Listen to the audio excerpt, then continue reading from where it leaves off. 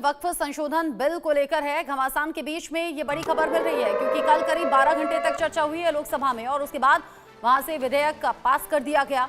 पक्ष में 288 वोट पड़े हैं। संवेदनशील इलाकों में अब सुरक्षा व्यवस्था बेहद सख्त कर दी गई है क्योंकि सदन के भीतर तो टकराव है, कहीं बाहर कोई माहौल ना खराब हो, इसको लेकर सुरक्षा के इंतजाम है। शहर शहर अलर्ट घोषित किया गया है और जगह जगह सुरक्षा के इंतजाम भी बहुत हैं। संवेदनशील इलाकों में सुरक्षा व्यवस्था बेहद सख्त कर दी गई है। एक्स्ट्रा फोर्स की भी तैनाती है। जो संवेदनशील इलाके हैं वहां पर ये इंतजाम ज्यादा हैं। वक्फ संशोधन बिल को लेकर पक्ष और विपक्ष का टकराव देर रात तक चलता रहा। ऐसे में लोकसभा से पास हो गया है विधेयक और अब आज राज्यसभा में इसे पेश किए जाने और पास कराने की कोशिश सरकार की रहेगी। सदन के भीतर तो टकराव है ही, लेकिन बाहर इंतजाम कैसे हैं वो इन तस्वीरों के जरिए आप देख सकते हैं, समझ सकते हैं। देश के अलग अलग हिस्सों में और खास तौर से वो जो सेंसिटिव जोन्स हैं वहां पर ये इंतजाम ज्यादा आपको नजर आएंगे। सड़क पर पुलिस की मुस्तैदी है, अलग अलग जगह गश्ती चल रही है और गश्त के दौरान ये नजर रखी जा रही है कि कहीं भी किसी भी तरीके से कोई अप्रिय घटना ना हो, कोई ऐसी घटना ना हो जो कि दो गुटों में टकराव से जुड़ी हुई हो या फिर दो पक्ष कहीं आपस में वक्फ संशोधन बिल को लेकर भड़क ना जाएं। इस बात का खास ख्याल रखा जा रहा है।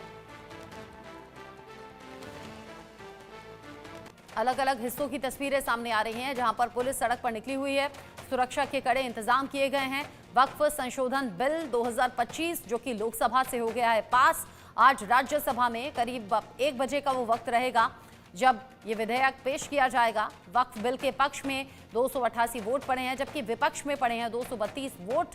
वक्फ संशोधन बिल आज राज्यसभा में पेश होने के बाद पास कराने की कोशिश सरकार की ओर से होगी। बिल पर घमासान छिड़ा हुआ है। विपक्ष के अलग अलग नेता पुरजोर तरीके से विरोध करते हुए नजर आए, खुलकर बोलते हुए भी नजर आए और नतीजा अब आप देखिए कि पक्ष में तो 288 वोट पड़ गए हैं। भले ही विपक्ष विरोध करता रहा, लेकिन नंबर्स फेवर में जाने के बाद अब लोकसभा में ये बिल पास हो गया है और आज राज्यसभा की बारी है। सुरक्षा व्यवस्था सख्त की गई है। जगह जगह पुलिस के बंदोबस्त भी नजर आ रहे हैं। मेरे साथ में इंडिया न्यूज संवाददाता दिल्ली से जावेद हुसैन जुड़ गए हैं, भोपाल से वैभव गुप्ता जुड़ गए हैं, लखनऊ से सैयद फिरोज आलम मेरे साथ में जुड़ गए हैं इस खबर को लेकर ज्यादा अपडेट के साथ। सबसे पहले जावेद, आपका रुख करते हुए, देर रात तक वोटिंग, चर्चा, ये सब हमने देखा और इसकी चर्चा चारों तरफ है। आम लोग इस बारे में बात कर रहे हैं। अब ऐसे में कोई भी अप्रिय घटना ना हो, जगह जगह मुस्तैदी है। दिल्ली से अपडेट क्या है?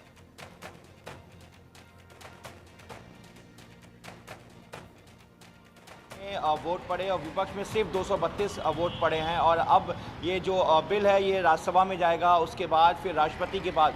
लेकिन ऐसे में जिस तरीके से जो हालात पूरे देश को वक्फ बिल, नए बिल के संशोधन को लेकर जो एक माहौल है, कहीं ना कहीं कुछ लोग इसे माहौल को ख़राब करना चाहते हैं। लेकिन जो पुलिस है, चाहे हम दूसरे स्टेट पुलिस की बात करें या दिल्ली पुलिस की बात करें, लगातार कोशिश है कि वो संवेदनशील इलाका जहाँ पर लोग इसका फ़ायदा उठा सकते हैं पॉलिटिकली या फिर वैसे असामाजिक तत्व जो इस माहौल को अफवाह के तौर पर कर सकते हैं, उसको लेकर दिल्ली पुलिस पूरी तरीके से अलर्ट है। ये 13 नंबर का रोड है जो शाहीन बाग का इलाका कहलाता है, जहाँ पे साल 2019 के वक्त 20 में यहाँ पर CNRC को लेकर प्रोटेस्ट हुआ था। करीब 3 महीने से लंबा ये प्रोटेस्ट चला था और ये रोड पूरी तरीके से बंद हो गया था। मतलब यूँ कहें कि दिल्ली, नोएडा और हरियाणा की कनेक्टिविटी पूरी तरीके से यहाँ से रुक गई थी।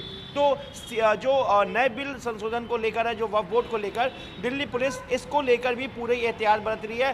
कल आपको मैं बता दूं कि कल दिल्ली पुलिस की तरफ से एक फ्लैग मार्च निकाला गया था और आज भी दिल्ली पुलिस फ्लैग मार्च थोड़ी देर में निकालने वाली है सिक्योरिटी को लेकर। अभी जो दिल्ली पुलिस की जो गाड़ियां हैं यहाँ पर और दिल्ली पुलिस के जो लोग हैं वो यहाँ पर इस वक्त तैनात हैं।